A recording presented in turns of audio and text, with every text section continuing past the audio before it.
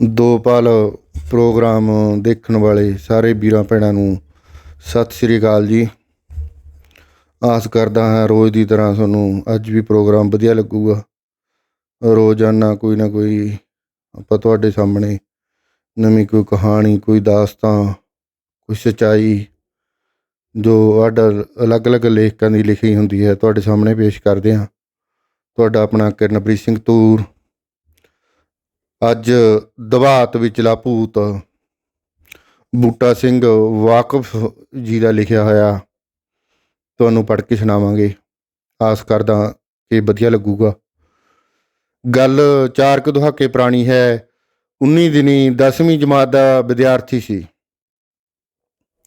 ਕੱਤਕ ਮਹੀਨੇ ਦੀ ਨਿੱਘੀ ਜਿਹੀ ਸ਼ਾਮ ਢਲ ਰਹੀ ਸੀ। ਘਰ ਦੇ ਰੋਜ਼ਾਨਾ ਵਾਂਗ ਨਰਮੇ ਦੀ ਚੁਗਾਈ ਲਈ ਖੇਤੀ ਗਏ ਹੋਏ ਸਨ। ਮੈਂ ਸ਼ਾਮ ਢਲੇ ਖੇਤ ਪਹੁੰਚ ਕੇ ਨਰਮੇ ਦੀ ਤੁਲਾਈ ਕਰਨੀ ਹੁੰਦੀ ਸੀ। ਫਿਰ ਨਰਮੇ ਦੀਆਂ ਪੰਡਾਂ ਬੈਲ ਗੱਡੀ 'ਤੇ ਲੱਦ ਕੇ ਘਰ ਲਿਆਉਣੀਆਂ ਹੁੰਦੀਆਂ ਸਨ। ਹਰ ਰੋਜ਼ ਮੈਂ ਇੰਨੀ ਕੁ ਡਿਊਟੀ ਹੀ ਨਿਭਾਉਣੀ ਹੁੰਦੀ ਸੀ। ਉਸ ਦਿਨ ਮੈਂ ਹੋਰ ਘੰਟਾ ਕੁ ਤੱਕ ਆਪਣੀ ਇਹ ਡਿਊਟੀ ਨਿਭਾਉਣ ਲਈ ਖੇਤਾਂ ਨੂੰ ਰਵਾਨਾ ਹੋਣਾ ਸੀ। ਅਜੇ ਵਿਹੜੇ ਵਿੱਚ ਬੈਠਾ ਆਪਣੇ ਸਿਲੇਬਸ ਦੀ ਕਿਤਾਬ ਪੜ੍ਹਨ ਵਿੱਚ ਮਗਨ ਸੀ। ਅਚਾਨਕ ਹੀ ਹੋ ਰਹੀ ਟਕ ਟਕ ਠੁਕ ਠੁਕ ਦੀ ਆਵਾਜ਼ ਨੇ ਧਿਆਨ ਭੰਗ ਕਰਨ ਦੀ ਕੋਸ਼ਿਸ਼ ਕੀਤੀ। ਮੈਂ ਪਹਿਲਾਂ ਵਾਰੀ ਇਸ ਆਵਾਜ਼ ਨੂੰ ਅਣਗੌਲਿਆ ਕਰ ਛੱਡਿਆ ਤੇ ਪੜ੍ਹਦਾ ਰਿਹਾ।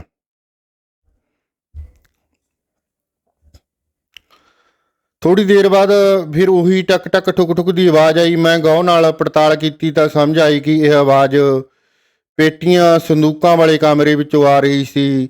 ਹੁਣ ਇਹ ਆਵਾਜ਼ ਲਗਾਤਾਰ ਹੀ ਆ ਰਹੀ ਸੀ।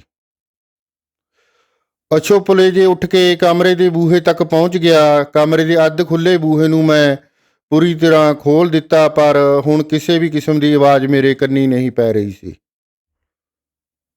ਮੈਂ ਕੁਝ ਦੇਰ ਲਈ ਆਵਾਜ਼ ਦੁਬਾਰਾ ਸੁਣਨ ਦੀ ਉਡੀਕ ਵਿੱਚ ਉੱਥੇ ਖੜਾ ਰਿਹਾ। ਕੁਝ ਪਲ ਬੀਤਣ ਦੇ ਬਾਵਜੂਦ ਆਵਾਜ਼ ਨਹੀਂ ਆਈ। ਮੈਂ ਵਾਪਸ ਮੁੜ ਆਇਆ ਤੇ ਮੰਜੇ 'ਤੇ ਬੈਠ ਗਿਆ ਤੇ ਆਪਣੀ ਕਿਤਾਬ ਦੁਬਾਰਾ ਖੋਲ੍ਹ ਲਈ। ਅਜੇ ਪੜ੍ਹਨਾ ਸ਼ੁਰੂ ਹੀ ਕੀਤਾ ਸੀ ਕਿ ਕਮਰੇ ਵਿੱਚੋਂ ਆਵਾਜ਼ ਇੱਕ ਵਾਰ ਫਿਰ ਮੇਰੇ ਕੰਨਾਂ ਵਿੱਚ ਆ ਵੱਜੀ। ਹੈਰਾਨੀ ਅਤੇ ਘਬਰਾਹਟ ਦੇ ਕੁਝ ਰਲੇ ਮਿਲੇ ਪ੍ਰਭਾਵ ਜਿਹੇ ਚਿਹਰੇ 'ਤੇ ਉਕਰੇ ਗਏ। ਮੈਂ ਦੁਬਾਰਾ ਕਾਹਲੀ ਨਾਲ ਉੱਠ ਕੇ ਕਮਰੇ ਦੇ ਦਰਵਾਜ਼ੇ ਤੱਕ ਪਹੁੰਚਿਆ। ਦਰਵਾਜ਼ੇ ਤੱਕ ਪਹੁੰਚਦਾ ਹੀ ਆਵਾਜ਼ ਫਿਰ ਬੰਦ ਹੋ ਗਈ। ਮੈਂ ਦੁਵਿਧਾ ਵਿੱਚ ਪੈ ਗਿਆ ਕਿ ਆਖਿਰ ਮਸਲਾ ਹੈ ਕੀ।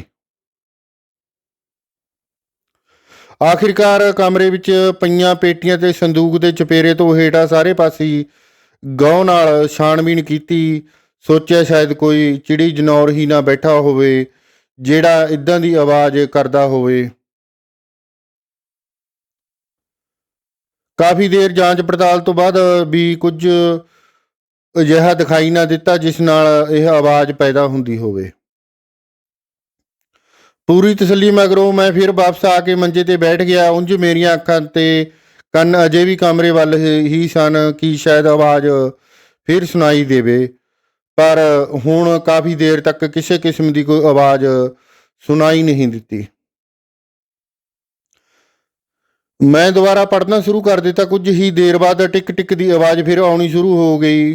ਹੁਣ ਇਹ ਪਹਿਲਾਂ ਨਾਲੋਂ ਕੁਝ ਤੇਜ਼ ਲੱਗ ਰਹੀ ਸੀ। ਮੈਂ ਡਰ ਅਤੇ ਪਰੇਸ਼ਾਨੀ ਦੇ ਰਲਵੇਂ ਮਿਲਵੇਂ ਪ੍ਰਭਾਵ ਵਿੱਚ ਗੁੜੁੱਚ ਸਾਂ। ਮਨ ਅੰਦਰ ਕਈ ਤਰ੍ਹਾਂ ਦੇ ਚੰਗੇ ਮਾੜੇ ਖਿਆਲ ਉਡਾਰੀ ਭਰਨ ਲੱਗੇ।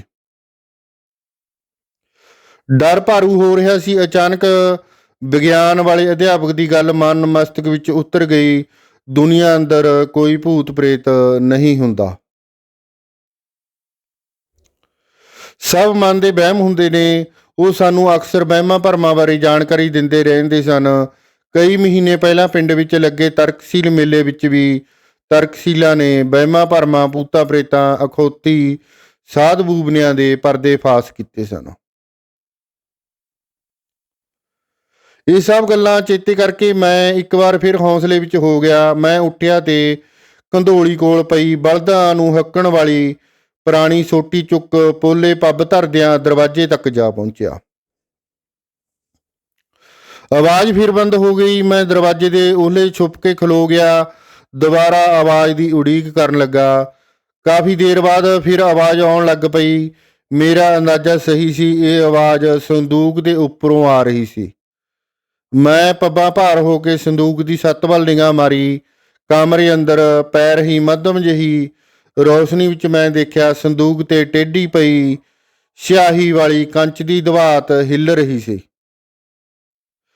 ਇਹ ਸੰਦੂਕ ਦੀ ਛੱਤ ਨਾਲ ਵਾਰ-ਵਾਰ ਵੱਜ ਕੇ ਆਵਾਜ਼ ਪੈਦਾ ਕਰ ਰਹੀ ਸੀ। ਮੈਂ ਹੌਸਲਾ ਜਿਹਾ ਕਰਕੇ ਸੰਦੂਕ ਦੇ ਹੋਰ ਨੇੜੇ ਗਿਆ। ਛੋਟੀ ਆਸਰੇ ਦਵਾਤ ਨੂੰ ਹੇਠਾਂ ਕੱਚੀ ਥਾਂ ਤੇ ਸੁੱਟ ਲਿਆ। ਮੇਰੀ ਖੁਸ਼ੀ ਦਾ ਕੋਈ ਅੰਤ ਨਾ ਰਿਹਾ। ਮੈਂ ਦਵਾਤ ਵਿਚਲਾ ਭੂਤ ਫੜ ਲਿਆ ਸੀ। ਅਸਲ ਵਿੱਚ ਇਹ ਸਿਆਹੀ ਵਾਲੀ ਖਾਲੀ ਦਵਾਤ ਸੀ, ਜਿਸ ਦਾ ਢੱਕਣ ਕਿਧਰੇ ਗਵਾਚ ਗਿਆ ਸੀ। ਕਈ ਦਿਨ ਪਹਿਲਾਂ ਟੁੱਟ ਜਾਣ ਦੇ ਡਰੋਂ ਮੈਂ ਇਸ ਨੂੰ ਸੰਦੂਕ ਉੱਪਰ ਰੱਖ ਦਿੱਤਾ ਸੀ, ਤੇ ਹੁਣ ਚੂਹੇ ਦਾ ਸਿਰ ਇਸ ਵਿੱਚ ਫਸਿਆ ਹੋਇਆ ਸੀ। ਜਦੋਂ ਵੀ ਚੂਹਾ ਆਪਣੀ ਸਿਰ ਦਵਾਤ ਵਿੱਚੋਂ ਬਾਹਰ ਕੱਢਣ ਦੀ ਕੋਸ਼ਿਸ਼ ਕਰਦਾ ਤਾਂ ਦਵਾਤ ਸੰਦੂਕ ਦੀ ਛੱਤ ਨਾਲ ਟਕਰਾ ਕੇ ਆਵਾਜ਼ ਪੈਦਾ ਕਰਦੀ। ਦਵਾਤ ਦੇ ਹੇਠਾਂ ਡਿੱਗਣ ਨਾਲ ਵੀ ਚੂਹੇ ਦਾ ਸਿਰ ਇਸ ਵਿੱਚੋਂ ਬਾਹਰ ਨਹੀਂ ਨਿਕਲ ਸਕਿਆ ਸੀ। ਉਸ ਨੂੰ ਦਵਾਤ ਦੀ ਕੈਦ ਚੋਂ ਛੁਡਾਉਣ ਦਾ ਮੈਨੂੰ ਕੋਈ ਤਰੀਕਾ ਵੀ ਨਹੀਂ ਸੁੱਝ ਰਿਹਾ ਸੀ। ਮੈਂ ਦਵਾਤ ਚੂਹੇ ਸਮੇਤ ਚੁੱਕ ਲਈ ਅਤੇ ਲਮਕ ਰਹੇ ਚੂਹੇ ਵਾਲੀ ਦਵਾਤ ਪਸ਼ੂਆਂ ਵਾਲੇ ਬਾੜੇ ਵਿੱਚ ਲਿਜਾ ਰੂੜੀ ਉੱਪਰ ਵਗਾਹ ਮਾਰੀ।